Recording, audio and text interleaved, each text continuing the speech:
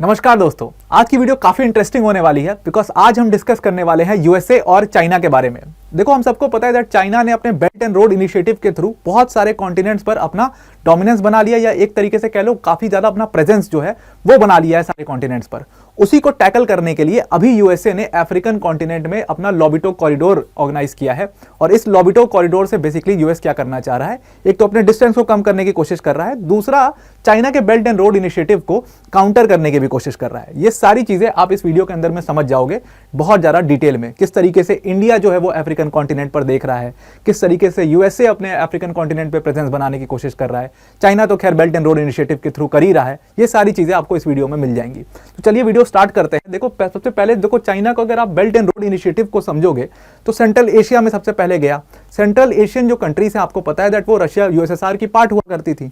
Disintegration के बाद अलग हो गई ये सारी कंट्रीज, लेकिन रहती हमेशा से रशिया का डोमिनेंस काफी सारा था सेंट्रल एशिया में।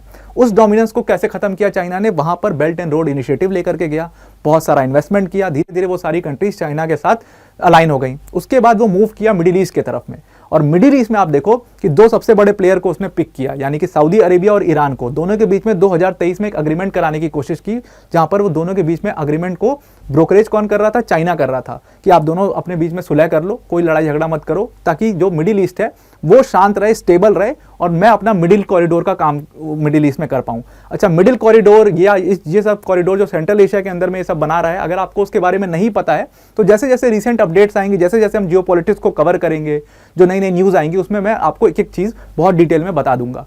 तो मिडिल कॉरिडोर में उसने इन्वेस्ट किया मिडिल ईस्ट के अंदर में। अब उसी तरीके से उसी कड़ी में वो मूव कर चुका है अफ्रीकन कॉन्टिनेंट में बेल्ट एंड रोड इनिशिएटिव के थ्रू। अब जैसे ही अफ्रीकन कॉन्टिनेंट में बेल्ट एंड रोड इनिशिएटिव के थ्रू गया है चाइना, वहां पर यूएस जो है वो अपना लॉबिटो कॉरिडोर लेकर के आ रहा है उसी बेल्ट एंड रोड इनिशिएटिव को काउंटर करने के लिए। दोनों चीज करेगा यूएस इससे, एक तो अपनी डिस्टेंस कम करेगा, आगे कैसे करेगा आगे समझेंगे, और चाइना के बेल्ट एंड रोड इनिशिएटिव को कैसे काउंटर करेगा वो भी समझना। अब देखो, चाइना ने जो अपना बेल्ट एंड रोड इनिशिएटिव लेकर के जैसे ही अफ्रीकन कॉन्टिनेंट में गया, 52 अफ्रीकन कंट्रीज ने सीधा सीधा चाइना के साथ अपनी एमओयूज को साइन भी कर लिया, बिल्कुल बिना टाइम लगाए। और सिर्फ जो 3-4 कंट्रीज जैसे एरिट्रिया, माली, बेनिन, इन जैसी कंट्रीज ने ही सिर्फ ये अग्रीमेंट एमओयू साइन नहीं किया है। ये एमओयू साइन करना क्यों इंपॉर्टेंट है आप समझना। ये एमओयू कोई बाइंडिंग कॉन्ट्रैक्ट नहीं होता है, लेकिन इस एमओयू से फायदा ये है कि एक मैसेज तो क्लियर चला गया पूरी दुनिया के सामने कि अफ्रीकन कॉन्टिनेंट पे जितनी कंट्रीज हैं, उनकी जो लोकल गवर्नमेंट्स हैं, वो चाइना के बेल्ट एंड रोड इनिशिएटिव को बहुत ज्यादा वेलकम करती हैं। ये मैसेज क्लियर चला गया। अब जिन कंट्रीज ने इस पर साइन नहीं किया है, उन कंट्रीज को कैसे मैनिपुलेट कर रहा है चाइना, कि देखो एरिट्रिया के अंदर में जो गोल्ड माइन है वहां पर इन्वेस्टमेंट कर दी है। बेनिन के प्रेसिडेंट का एक बड़ा शॉकिंग स्टैंस दिखा। उन्होंने दो कंपनी, यानी कि जो बोलोर कंपनी है जो कि फ्रेंच कंपनी है, और दूसरी जो वहां की लोकल कंपनी थी पेट्रोलिन, ये दोनों कंपनी बेसिकली एक रेल कॉरिडोर बना रही थी, रेल प्रोजेक्ट बना रही थी, जो कि बेनिन को नाइजर से कनेक्ट करता था। उन दोनों कंपनी को कह दिया कि आप लोग काम रोक दो। और ये साफ मैसेज जाता है सीधा सीधा कि ये प्रेसिडेंट क्या कर रहे हैं, ये वे बना रहे हैं चाइना के लिए, ताकि चाइना आकर के ये रेल प्रोजेक्ट को कंटिन्यू करे, चाइना आकर के अपना बेल्ट एंड रोड इनिशिएटिव का इंफ्रास्ट्रक्चर या प्रोजेक्ट जो है वो बेनिन के अंदर में लाए और नाइजर तक को कनेक्ट करे। और इन दोनों कंपनीज को कहा कि आप जाइए, टाटा बाय बाय। उसके बाद आप देखोगे चाइना को, अगर पूरा अफ्रीकन कॉन्टिनेंट का ये मैप है, ये जो पूरे ग्रीन वाले डॉट्स दिख रहे हैं आपको, ये सारा जो है वो हाइड्रो पावर प्रोजेक्ट्स हैं जो चाइना ने अपने बेल्ट एंड रोड इनिशिएटिव के अंडर में, फ्लैगशिप स्कीम के अंडर में छोटे छोटे प्रोजेक्ट्स, छोटे छोटे इन्वेस्टमेंट कर रहा है हर कंट्री के अंदर में। और जो ये ग्रे वाले हिस्से दिख रहे हैं आपको, ये ग्रे वाले डॉट्स, ये बेसिकली पेट्रोलियम प्रोजेक्ट्स हैं जहां पर ऑयल का एक्सट्रैक्शन किया जा रहा है। अब ये दो सबसे ज्यादा इन्वेस्टमेंट कहां किया हुआ है, एक इस कंट्री में किया हुआ है, एक इस कंट्री में किया हुआ है। इस कंट्री का नाम है नाइजीरिया और नीचे वाली कंट्री का नाम है अंगोला। अब ये दोनों कंट्रीज आपको पता है चाइना ने क्यों यहां पर इन्वेस्टमेंट किया है। नाइजीरिया में सबसे ज्यादा पूरे अफ्रीकन कॉन्टिनेंट पे सबसे बड़े ऑयल रिजर्व्स मिलते हैं, और दूसरा अंगोला जो है वो सेकंड नंबर पे सबसे बड़े ऑयल रिजर्व्स अंगोला के अंदर में मिलते हैं। दैट मेक सेंस, और इसीलिए चाइना यहां पर इन्वेस्ट कर रहा है।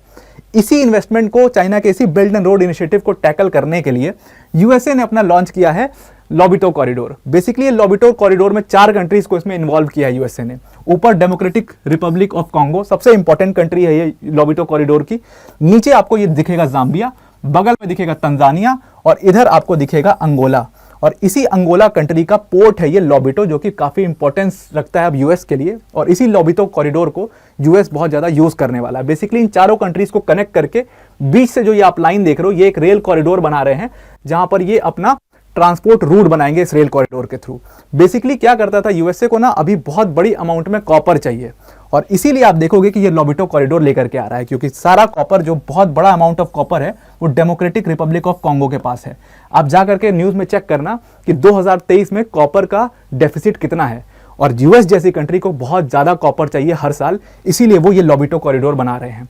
अब इस लोबिटो कॉरिडोर को बनाने का 2 रीज़न है। एक तो उनकी डिस्टेंस शॉर्ट हो जाएगी। अगर आप पुरानी रूट देखोगे तो अगर यहाँ से डेमोक्रेटिक रिपब्लिक ऑफ कॉन्गो से मुझे कॉपर लेकर के यूएसए जाना है, तो पहले मैं कौन सी रूट यूज़ करता था? पहले हमें जाना है तंजानिया, और तंजानिया का जो ये पोर्ट है दर इस सलाम पोर्ट से आप अनडॉक करोगे और फिर ये पूरा अफ्रीकन कॉन्टिनेंट को इंसर्कल करके फिर आप जाओगे यूएस की तरफ।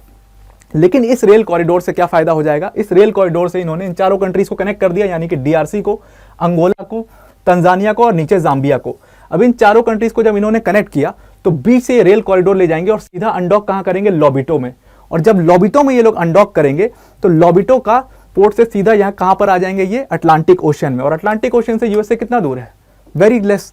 जो डिस्टेंस में इनको 40 दिन लगते थे, उस डिस्टेंस में इस लोबिटो कॉरिडोर से इनको सिर्फ 20 दिन लगेंगे। अब इस चीज से इनको 2 फायदे हुए। एक तो डिस्टेंस कम हो गई, पैसा बच गया, और दूसरा फायदा क्या हुआ कि इनकी जो प्रेजेंस है अफ्रीकन कॉन्टिनेंट में, वो भी काफी ज्यादा डोमिनेंट हो जाएगी। जो चाइना का बेल्ट एंड रोड इनिशिएटिव के थ्रू जो प्रेजेंस है, ठीक लोबिटो कॉरिडोर की तरह यूएस का भी वही प्रेजेंस हो जाएगा। अब आप देखोगे ना अफ्रीकन कॉन्टिनेंट में, तो फ्रांस काफी ज्यादा एक्टिव है, क्योंकि most of the African countries जो थी वो फ्रांस की कॉलोनीज हुआ करती थी, तो दैट मेक सेंस, फ्रांस वहां पर एक्टिव है काफी ज्यादा।